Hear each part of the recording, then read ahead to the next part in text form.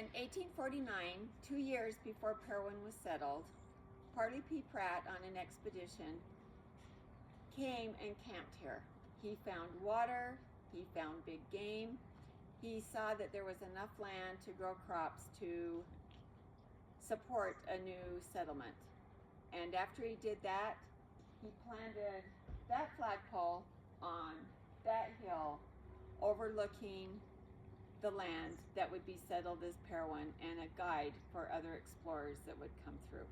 So after Parley P. Pratt and his men dedicated Parowan as a starting place for the colonization of the Southwest, they reported back to Brigham Young, and then in July of 1850, at their annual conference meeting up at This Is the Place Monument, Apostle George A. Smith called for volunteers. Actually, he read off the list of who was going to come and settle Parowan and start this first settlement. They left Provo in December of 1850 in their wagons. Took them all the way up until January 13th to get here. But they got down here. They actually camped the first night in where the cemetery is, but because of the cold winds, they moved right over here to the heritage part and set up camp. They brought with them this old Sal cannon, which has its own little history, and they established Iron County, and they fired out, had elections, fired out the cannon to signal the start of the voting, and then when they were all done voting, they fired it again and had their elections and settled, and they were off.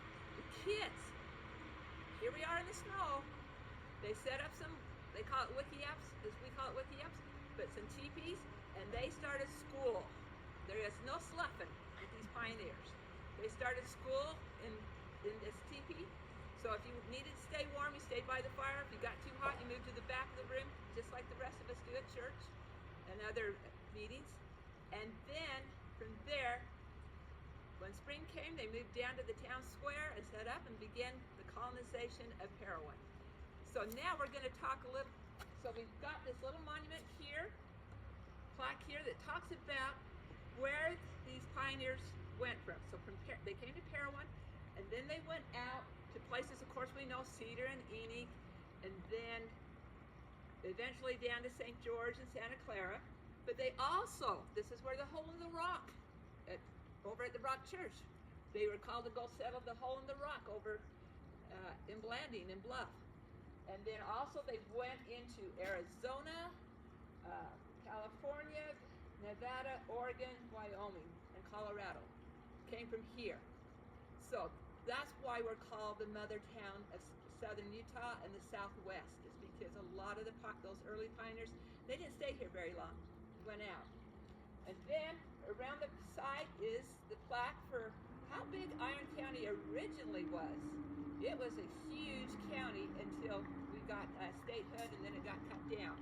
Okay, so in 1988, under Parowan Mayor Dennis Stoll, we created the Parowan Heritage Foundation. Its purpose, and still today, its purpose is to preserve, protect, develop, and promote our unique history in Utah's history and the colonization of the Southwest as a starting point for southern Utah. And so the city actually owned this property that had a spring where we're up here. There was a container box that's, a lot of the, you might catch a few of the older people who used to go swimming here. It was a little chilly at the first of the week, but by Sunday it was nice and warm. And then, of course, on Sunday, the guy that owned the property would let the water out to water. This had trees, a lot of fruit trees, apples and pears down here. So we bought it, and the city already had it, so we began in 1989 on planning the design work of how we wanted this to be laid out so that we could tell the history and significance of this spot. And we were fortunate enough that we were working with the Utah Arts Council at the time on another project, that the cylinder monuments down at the far left were actually one whole monument piece from Salt Lake that they had got when one of the credit unions back in the 1980s failed. The Arts Council got that piece of artwork, And it worked just great for what we were doing down here to tell how the evolution and colonization from Native Americans to pioneers to the mining to the railroad and everything is on there. And that also fits with Iron County because we had the very same development. We got that donated to us, and then a lot of people came in and donated labor to build and structure things, and then including the L.C. Tanner family. Grace Tanner was a native Parowan. She grew up here, and they came down and contributed to it. Also several other families, a lot of families, whether it was $5 or a lot more than that, in the thousands.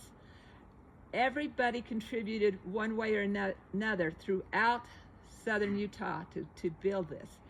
And the Parowan Heritage Foundation, we completed it in the fall of 1993.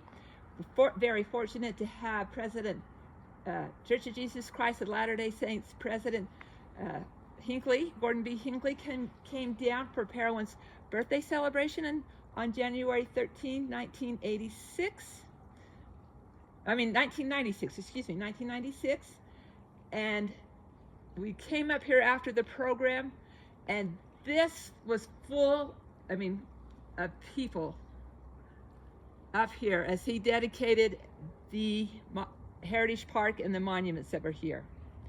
And since then, we have added monuments and plaques. We have Parley P. Pratt down at the bottom to greet you, as well as another important part of Parowan's history is the medicine.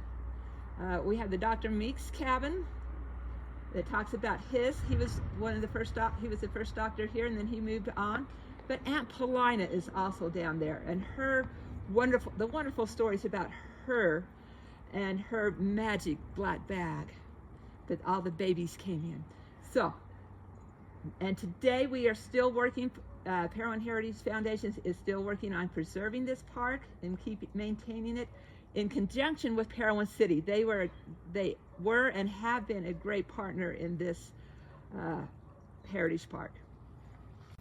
As the storehouse, and it was called the Bishop's Storehouse, and 1/10 of everything the saints produced, whether it was livestock or wheat or yardage or machinery, 1/10 of that came here. And so nothing as far as the tithe was in currency, it was all in production, and it was stored there. I need to find this out for fact, but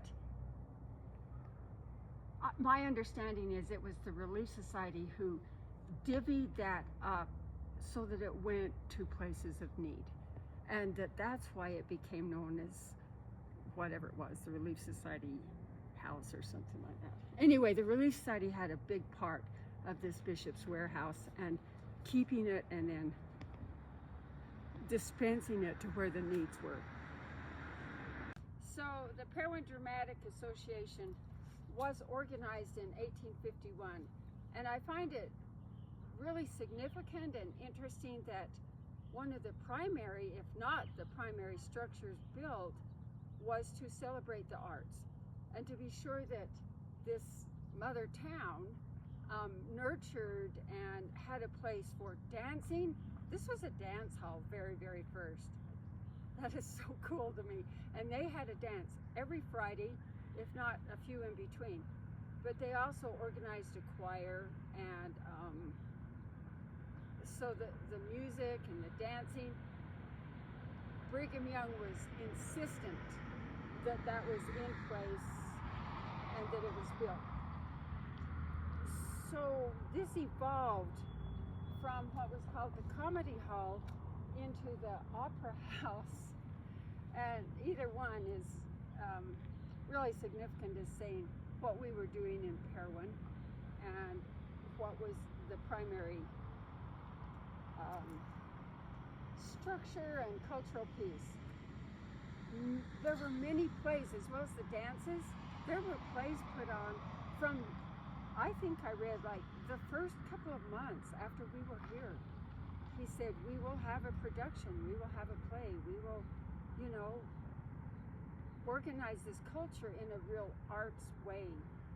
The value of education and arts to Brigham Young becomes very obvious when you study his link to Parowan, to this first settlement south of Salt Lake, and he really had his hands in it, and he really made sure it was more than colonization effort, it was also culturally rich.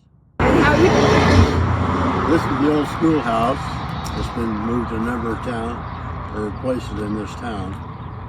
And I think this is probably the last setting that's been on this, probably 6th or 7th place that's been in town. So we've been moving this all over. And history of the industrial center here. Now this sign used to be mounted out on the old Highway 91 out here. So we decided that once we were putting this building here, we would relocate the sign to this location.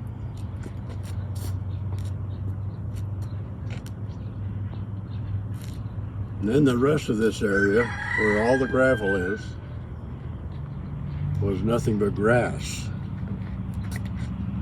So, and all this farm machinery that you see here now, they were cutting that machinery up and selling it for scrap. So we decided we better be hanging on to this for a while. So I got the guys together with Lyman Mumford, and we laid this out for all the concrete here. So we laid that out and put the steel in. We poured all the concrete. Then we came back and we put cloth mesh down underneath the gravel here so the weeds wouldn't grow up in it. And then we hauled all this gravel in. Then we start to retrieve this farm machinery from the valley down here. Wow.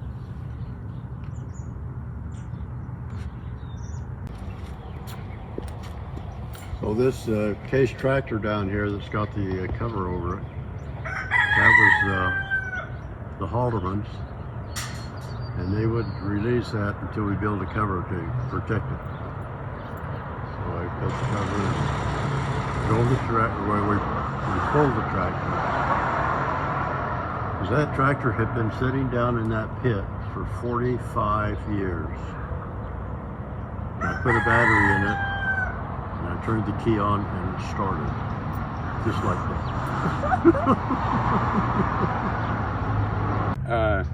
First off, I want to thank you for this opportunity, and I think it's important that people understand what we have here in Parowan. And this place right here is I don't think I'm overstating it by saying this is a sacred place, because it represents the sacrifices that people from Parowan, Paragon, and Summit have done forever. Now I know a little bit about the beginning of the monument, but my association with it has been in the last 40 years. But anyway, I do remember as a kid the monument, and then if I remember the story right, the original one was what they call a votive stone, and that's what this is. If you've ever heard of the Concord hymn, Ralph Waldo Emerson wrote it, and in it he talks about, well, you can edit this out if you want, but the poem goes, by the rule rude bridge that arched the flood, their flag to April's breeze unfurled. Here once the embattled farmer stood and fired the shot heard round the world. The foe long since in silence sleeps, alike the conqueror's silent slept. And time the ruined bridge has swept down the dark stream which seaward creep. By this green bank, by this soft stone, soft stream, we set today a votive stone, that memory may their beauty be, when like our sires our sons are done. Spirit that made those heroes dare to die and leave their children free, bid time and nature gently spare this shaft we raise to them and thee. And so the votive stone is significant. If you go across the country, in many places, they have a votive stone. And it, after the First World War, that's when Parowan put in its votive stone. And this was put in about 1922, and it's got the names of the men from Parowan, Peregrine, and Summit that fought in the First World War. And it's kind of interesting. Parowan High School does the Veterans Day program, and in the late 90s we had as one of our guests Ross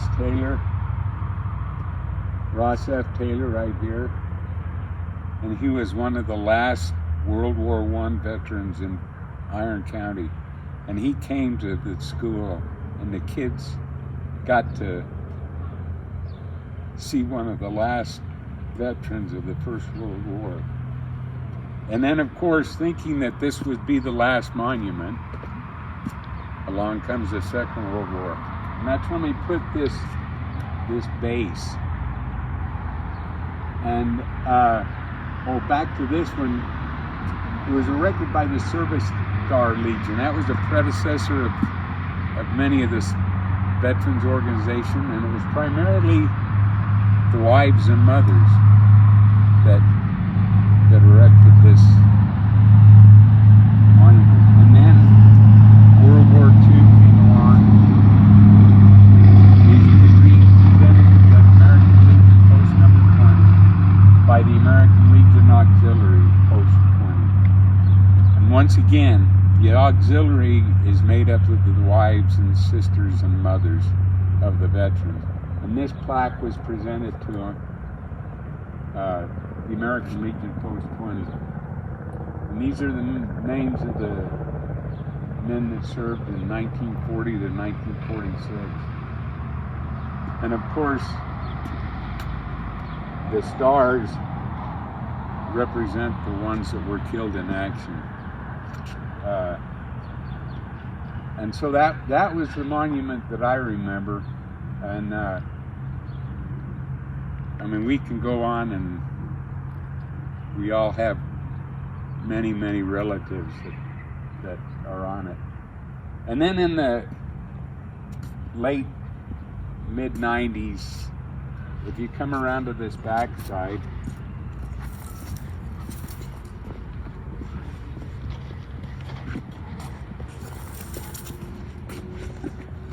once again, wars never end. And so the American Legion, the VFW, and the auxiliary once again decided to put up a plaque honoring those that served. As you can see, in memory of the men and women from Parowan, Peregrine, and Summit who served with dignity and honor in the armed forces of the United States in the following campaigns. And we list Korea, Vietnam, Grenada, Lebanon, Panama, Persian Gulf, and Bosnia. And then a couple of years ago, when we started to redo the monument, we bought these other plaques to represent, once again, the ongoing cost of freedom. The Cold War, Iraq, Kuwait, global war on terror, Afghanistan and Syria. And you look at this monument and you can see the American history unfold from World War I to the conflicts we're in today.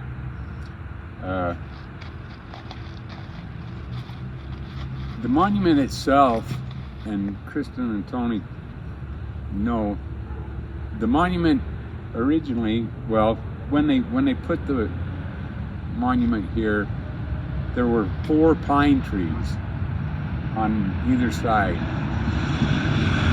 And the pine trees were well over 100 years old, pretty close to 100 years old, and they were starting to die and become a problem. And so it was decided by the city and other input to take them down, because they were afraid that if one of those trees blew down, it would take the monument with it. And the monument was kind of hidden. It wasn't very visible because of the size of these pine trees. And the area around it, as you well know, nothing grows under the pine trees. So the grass was dying. So the American Legion and the VFW and the auxiliary, Ava Chamberlain primarily from the auxiliary, and Cleve Matheson from the American Legion, we talked about doing something with the monument to make it more visible, make it more aesthetically pleasing, for lack of a better word. And so we got together, and Cleve was able to gather some funds together, and we presented the city with a check for $10,000, and it kind of languished in the city coffers for a while, just simply because it wasn't used. And so we then decided that we were going to do something, and so Cleve and other members of the Legion, and we started to come up with a plan for what we wanted to see the monument become, and kind of what we ended up with is what you see. We wanted to have it open. With the pine trees being gone, we wanted to focus more on the landscape, and came up with this idea. I need to back up a little bit. When the pine trees were here, these 4 quadrants were all that was planted, and Bob and Betty Stubbs and Stiffy and Wanda Benson, every single Memorial Day, came up here and planted flowers. They didn't last very long because of the pine trees. Kids from the ag class would come up here and would plant, help them the older they got, and so the kids were involved. Stiffy and Wanda and Bob and Betty and other people really kept it as nice as possible. Anyway, fast forward, the trees are gone. We want to do something. We thought that we wanted to make it as maintenance-free as we possibly could, which indicated that we'd put rocks. And so the Legion, like I said, had some funds available, and so Cleve Matheson and others got together and kind of came up with a plan. And so we got the rocks. We had the city dig out the old grass, put the edging around, and then we wanted to have some focal points. So we brought these rocks up, and just to add a contrast. And the Utah Department of the American Legion had 10 flags, American flags, that they were no longer using, and so they donated them to us. And so we came up with the plan to put these permanent flag poles or flag stands so that we could put the American flags up. And then we had the rocks representative of the services. And if you notice, there's 6 rocks together behind, and then one off to the side, and that's the one for the POW MIA flag to go. Just kind of, it's kind of without it getting all touchy-feely and all of that stuff, but POWs, MIAs, they're not part of it, but they are always remembered. And so we have the 6 rocks for the 6 services, and the American flag here and the Utah flag there, and then the 10 American flags, focusing your attention onto the monument. And if you've ever just stood right there, and especially early in the morning or towards dusk, and see the monument with the rock church behind, it's really kind of a neat thing. I need to mention other people that have just contributed so much. Dennis and Christine Lauder have donated the flowers and the plantings around the monument. The veterans have bought pots that we put out, and we put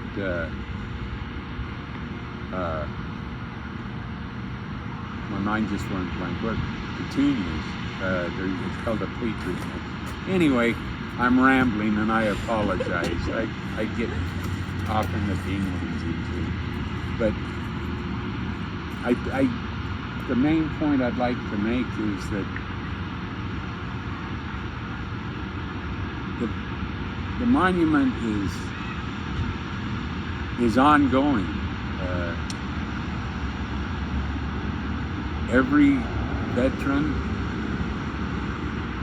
Tony's son, this is now his monument, just like it's my monument. And Ethan Murphy, all of these other kids are now, this is their monument.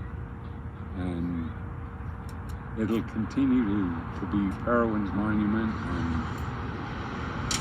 and I think we need to remember and honor it. The Rose Garden has been here for as long as I can remember. Once again, people stepped forward and planted roses. Some of those roses are easily 50, 60 years old. And once again, it's just a way to remember. You know, you have to remember. And that's kind of the place this is.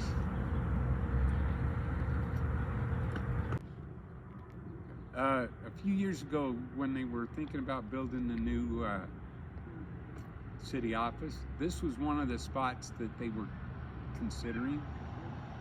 There were some that wanted maybe to move the monument up to the cemetery. And Sandra Benson told me something that I had not heard before, and it makes it even more significant. Sandra Benson told me that the reason that the ladies put the monument here back in the 20s was that this was the place where the first flagpole inside the fort in Parowan was. That this was where the first flag flew over the fort in Parowan. And so it was doubly significant to think about the first flag to fly over Parowan. Was like Very cool. Austin Halderman. He was captured in the Philippines at the beginning of the war and was put on a Japanese POW ship being sent back to Japan. And the ship was attacked by the Americans and sunk.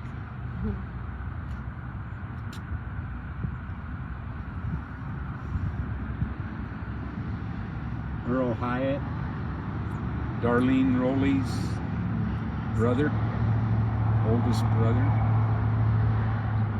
He was killed on Iwo Jima. Leonard Hewlett was a glider pilot on D-Day. Flew a glider in the Normandy landings and was killed. Milo Mortensen. Have you ever heard of the Ghost Army? They were the Army Rangers that were sent into the Philippines to rescue the POWs in the Japanese prison camps before the invasion, so that the Japanese wouldn't slaughter them, although they killed many of them. There was an Army Ranger that was killed in the Philippines. Quentin Page was in the Navy and died on an LST during one of the landings. And then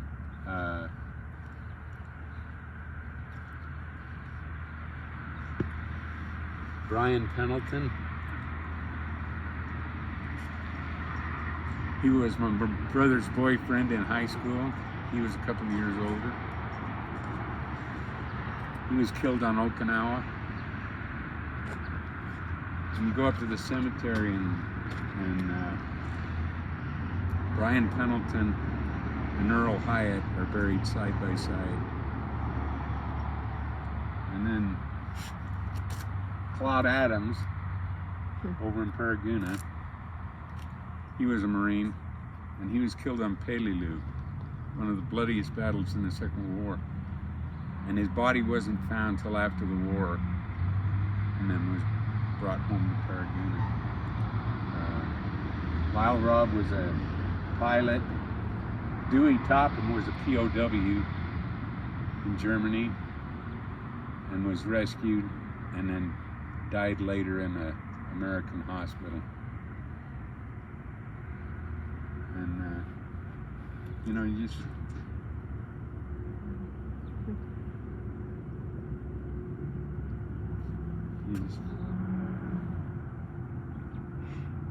just have to remember them.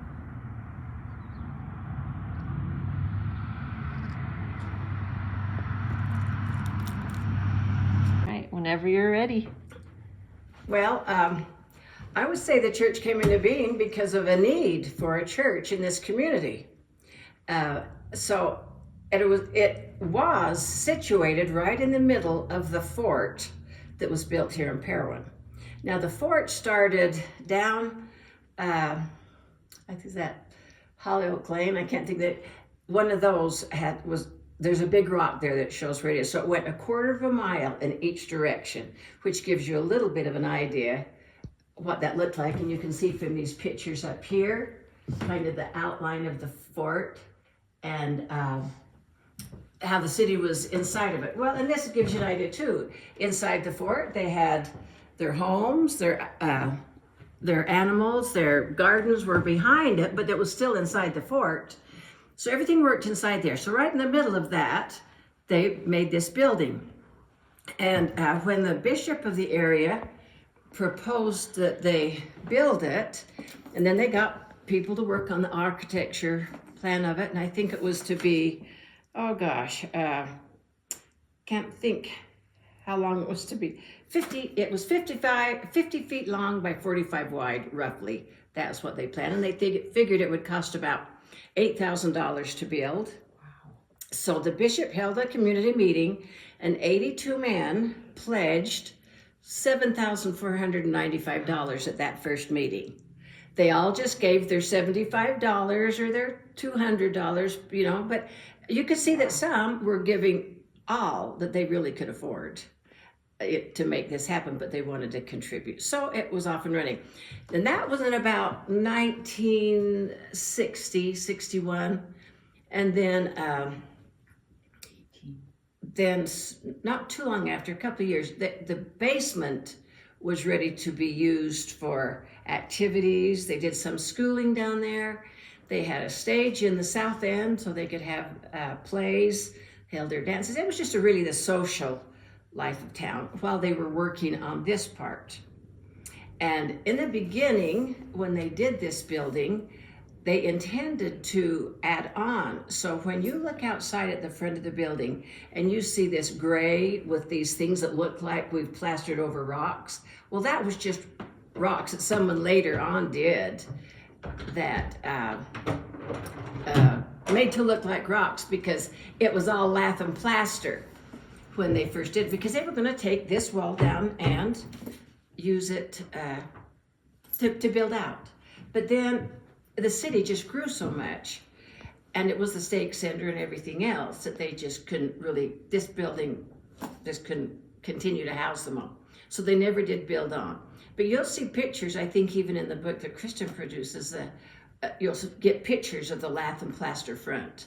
And 2 doors, and all they had was just a little bell on the top and whatever. So later on, they got a good facade out front, put the steps on, put a bell tower, everything that made it look like it does today. Now, in the beginning, it was a kind of a Puritan thing, I think, a Church of England, and that it was customary for the women to come in the east side door and sit on this side, the men to come in that door and sit on that side. Well, one day, a guy whose last name was Watson, I believe, he said, well, I got a beautiful wife and I'm going to sit with her. So he came down this day and he sat on the east side with the women. And from then on, they started sitting with their families. But they also say, you know, that when they were taking the sacrament, we've got some of the sacrament cups here, they would just pass the cup. Well, the women really didn't want to drink after the beards. So the east side took the sacrament first, and then the men drink out of the cup after the women. So I can see why it was a favorable idea. But anyway, so then they got working on this part of the building, or getting it further, and it was fine. I mean, this is the original podium up here, and the original stove that they had. And later on, they built this, I think they called it a gallery, but we would call it a balcony. And it's supported by these beams right here. If you can see these turned beams. And that beam, those beams, those columns were turned on this machine right behind us.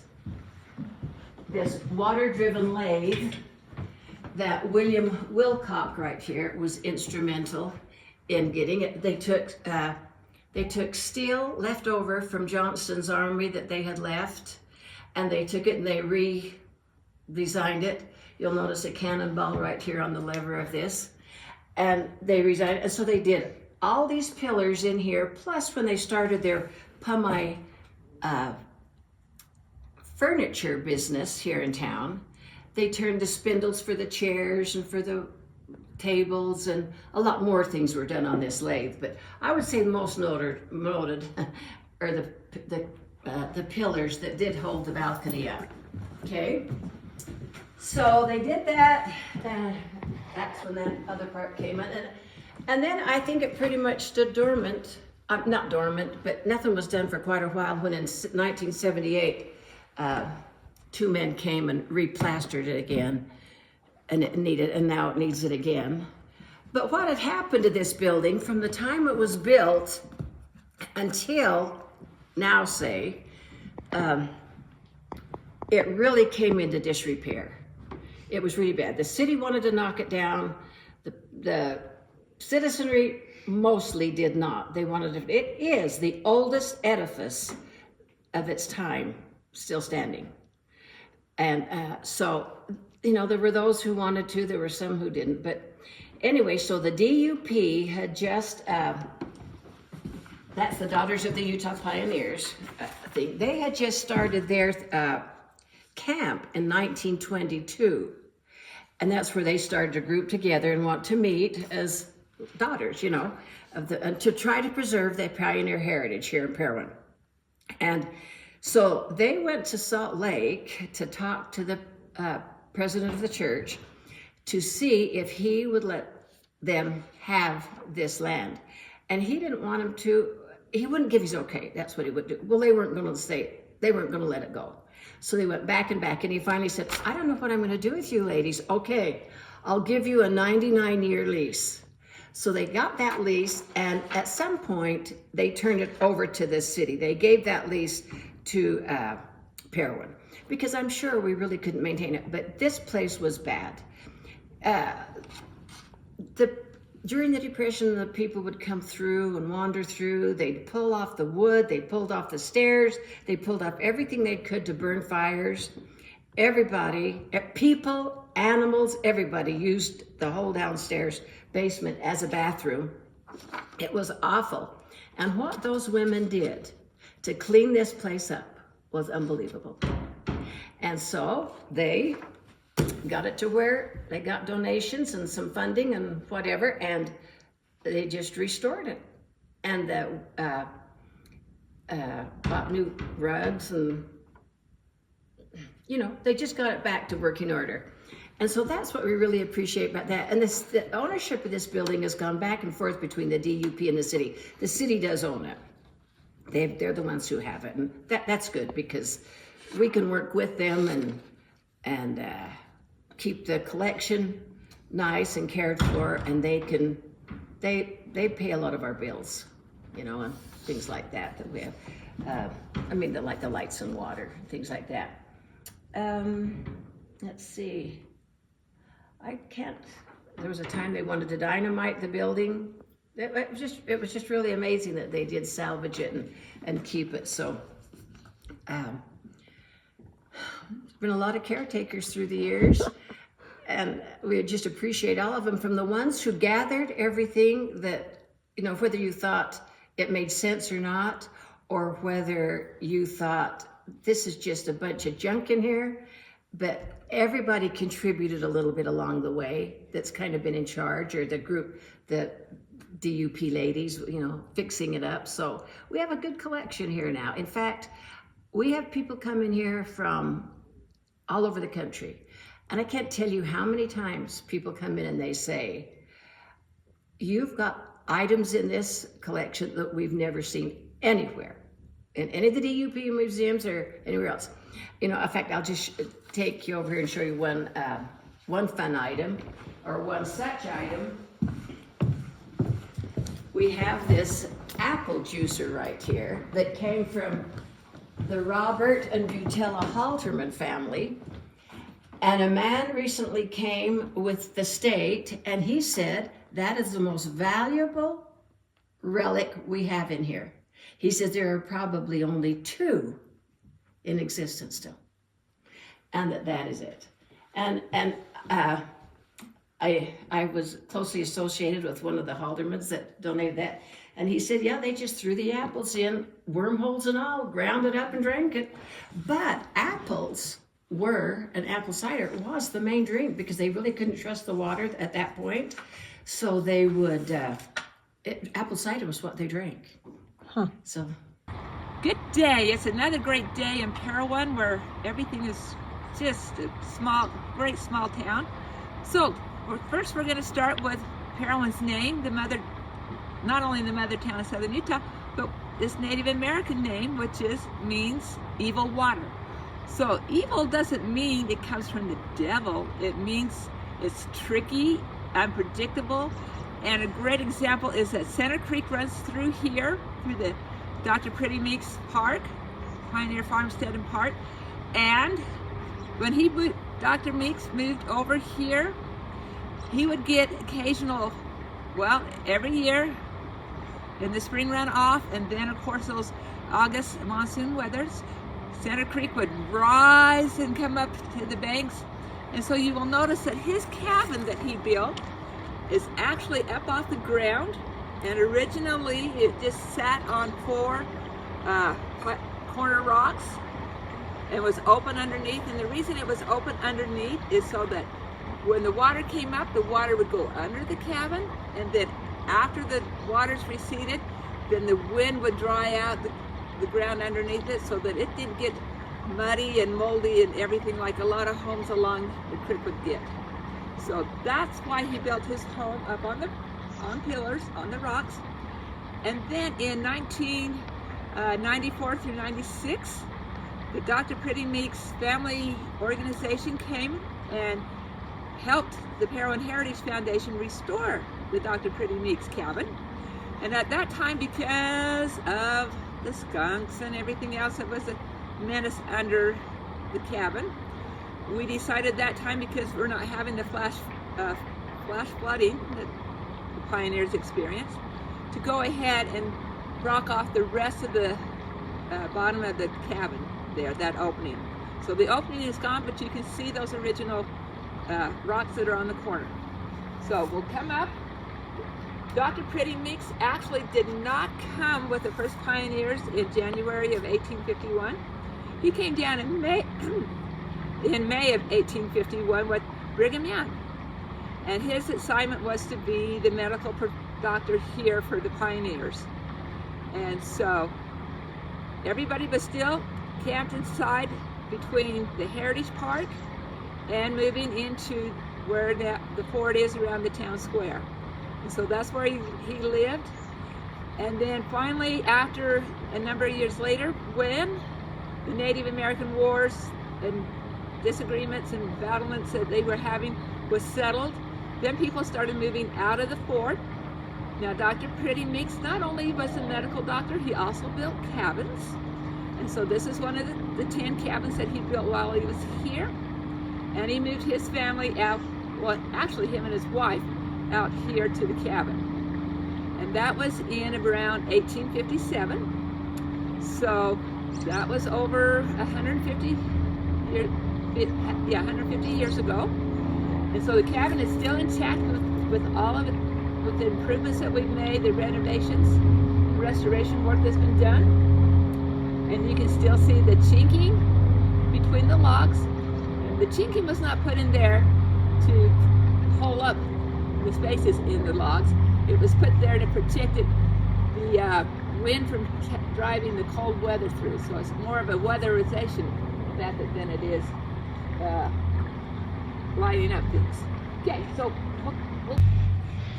so the cabin was built by Dr. Meeks in 1857, and right after the pioneers got here in January of 1851, they began going up the canyon and building their roads up the canyon and setting up their sawmills. So these logs were actually cut on those their saws that they created back there, and using the water wheels and everything.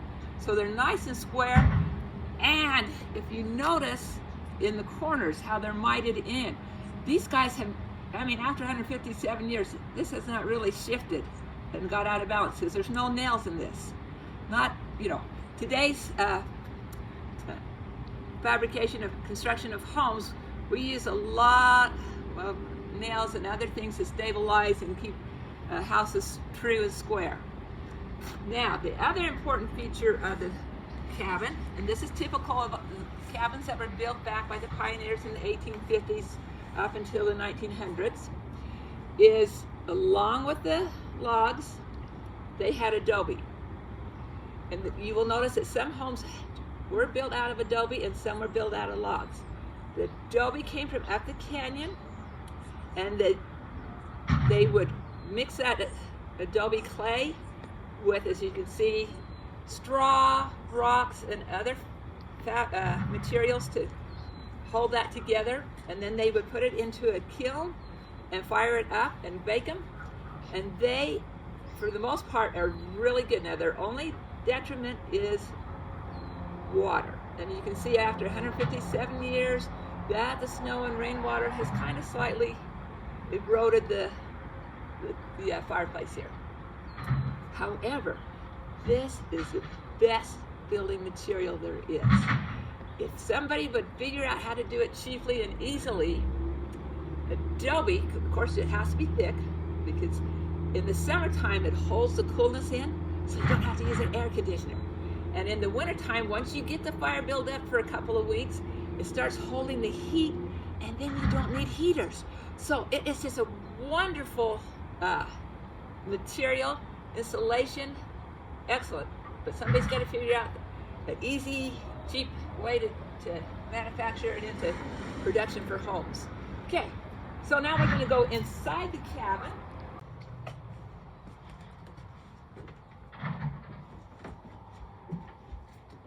Okay, so we're inside the cabin. This is the add-on. The add-on came probably about 6 years after he was here, 6, 7 years after he was living here. So, and this is where he would see his patients. Up here on the wall, he would hang his herbs. He had an herb garden in front, because Dr. Pretty Meeks didn't believe in our typical medicine today that we use with needles and medicines and vaccines and pills and all those kind of things. He believed in the natural way of healing, which we now call osteopathic medicine, which is letting the body heal itself and using the natural herbs and medicines to do that.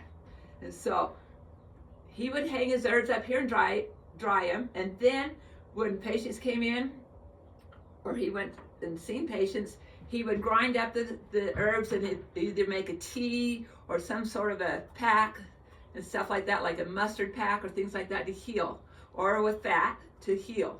Now, one of the stories that they talk about in his history is that one day a young boy was out helping the family harvest the hay, and he fell off the wagon and landed on the gear shifter, and just sliced open his stomach, and everything was exposed. And they rushed him up here to Dr. Meeks, and he put together his herbs and put on a pack there and wrapped him up, and was able to heal that and save the little boy's life. So very good what he did in that. So anyway, we're going to go upstairs into the main part of the original part of the cabin.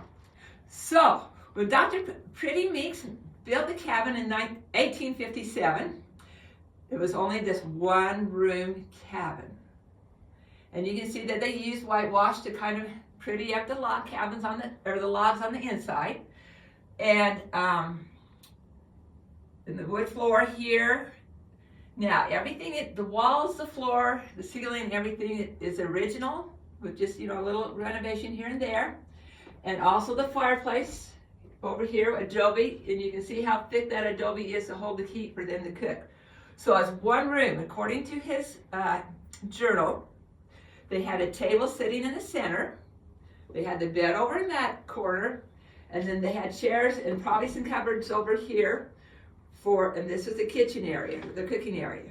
And so when friends and family came over to visit, they would slide the table out of the road, and they would gather around the chairs and everything and the floor and visit all night, and they'd get out and play. They used to sing and play their instruments and just have a good time over here. Now, when Dr. Pretty Meeks came down, it was just him and his wife, and they were in their 50s.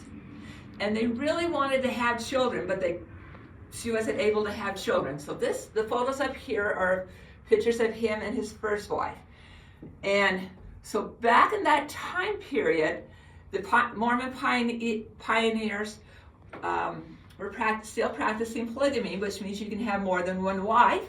And I guess if you really wanted to have more than one husband, you could have more than one husband, but they could have more than one wife.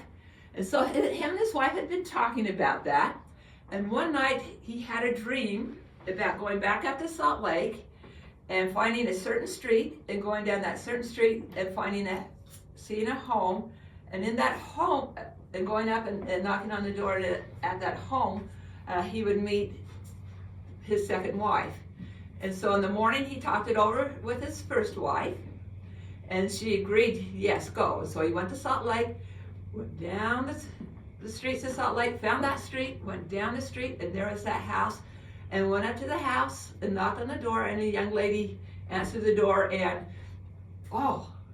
he says, I'm here because I've had this dream, and I'm here to ask you to marry me, to be my wife. And of course, no. And so he stayed out there for about 3 days and stayed with her family, and they all got to know each other. And then they agreed for her to allow her to be his second wife. And so she came down, and she had his children. And so, while we still have this one room log cabin, in this room lived, and this is before they built on the add-on, there was Dr. Meeks, his first wife, his second wife. They had 3 children. They adopted an Indian child, and then the baby. So we had 9 people living here. Now, can you imagine yourself trying to fit your family into one room, bedroom, kitchen, and family room? It was a little hard. And then another question is, as you look at the room, where did the children sleep at night? Because the parents got the bed. And so when we have school groups over here, they come up with all sorts of answers until finally they figure out that there's got to be something upstairs. And yes, there's a loft upstairs. And then how did they get up to this loft? Because the ceiling is still original. And what they had to do at night, in the wintertime, I think in the summertime, if they're like myself, would go out and just sleep outside, because that's wonderful weather to sleep outside. But they would go out and then climb up. There was a ladder on the side, and they would climb up that ladder and into the loft and sleep. And most likely they slept over on this side and probably really snuggled up close to each other, because it's a lot warmer over by the fireplace than it would be by the door, the opening. In the wintertime, the kids would come out and come outside, and they would come around to this side. There was a ladder that was placed right here that goes straight up to that opening that we have covered. It wasn't covered for them. I think they probably had a cloth or something that would be there for the wintertime. And that's how they would get up into the loft here at the top of the cabin. And that's where they slept in the wintertime. And then we're going to move on to how these pioneer farmsteads and homesteads were set up. And so you would have your home toward the front. And of course, where we're standing is where he would have had his herb garden and grow all of his different herbs. And then, as most places would have, walking this way, is they had a little shed, or as we call it, a chicken coop, because chickens were important not only for eggs, but occasionally you had to have chicken dinner. And that was a treat. And then back of the cabin, a lot of them started growing fruit trees in the back. And so that's why you notice a lot of the older homes around the town square are long, skinny, narrow lots, is because the home in front, and then the garden and orchard trees, fruit trees that were in the back. Okay, so we have the chicken coop here, the orchard there, and then just a little bit about the barn out here. 7. And then he moved on down to toward Leeds there, the crossing down there. And then from there went over to Kanab, Orderville area. And not only was he the medical doctor, but he also trained a lot of women and men to be medical doctors and nurses. And so that's down in Orderville is where he finally passed away and lived out the rest of his life.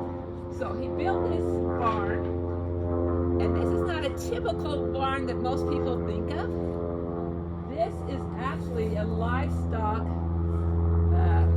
hay storage barn. So the livestock, the cows and pigs and horses and stuff, animals would be outside, and in the fall they would harvest all the hay in that, bring it in, and throw it up over the top of where the opening is. And the hay would pile up inside. And if you get close enough, you can see at the bottom on the north and south side, there's about a 2.5, 3 foot gap that there's no logs going across, and that was the feeding mangers. And so the kids would go out in the morning and night to feed, and they go through the door, go in, and then they would put hay and grain in that along that opening, and then the animals would poke their heads in and eat from there. So this is called more of a hay grain storage feeding barn versus your regular type barn where you would house your animals inside. So how did the Dr. Pretty Meeks Pioneer Farmstead and pond come about? So back in 1988 when the Parowan Heritage Foundation was founded, originally they were going to try to put all the history on this property, which is at that time belonged to the Topham family. And it didn't fit, and that's when Parowan Mayor Dennis Stoll said, oh, besides this property, the city owns up at Heritage Park, and then once we put the two together, it just flowed perfectly from the beginning at the Heritage Park down through the town square, which is the center of town, and then out here to Dr. Pretty Meeks' farmstead. So those farmsteads were very important, and the heritage, so we went and actually purchased 3/4 of this block, because at that time Mrs. Topham was in her early 90s, and the family was not moving back, and they wanted to sell the property, and so the Parowan Heritage Foundation and Parowan City purchased the property, which is 3/4 of the block, preserved the Dr. Pretty Meeks' cabin on its original location, which is great for the National Historic Register, National Register of Historic Sites, and then from there created the farmstead. And because of at that time, Center Creek just flowed through the down here. This is all sagebrush down below, and then out the other end, and decided to create the pond here so that we could talk about the aqua life, water life, and be able to create something that the schools, because this is only 2 blocks from the schools here in Parowan, which is really nice, something that they could use in their science and biology and history lessons. And so that's how this all came about. It was in 2000 when we got the federal state grant to do a lot of the renovation work with the pond and restoring the roof of the barn here, Dr. Meeks' barn. And so that is how the Dr. Meeks Pioneer Farmstead and pond came about.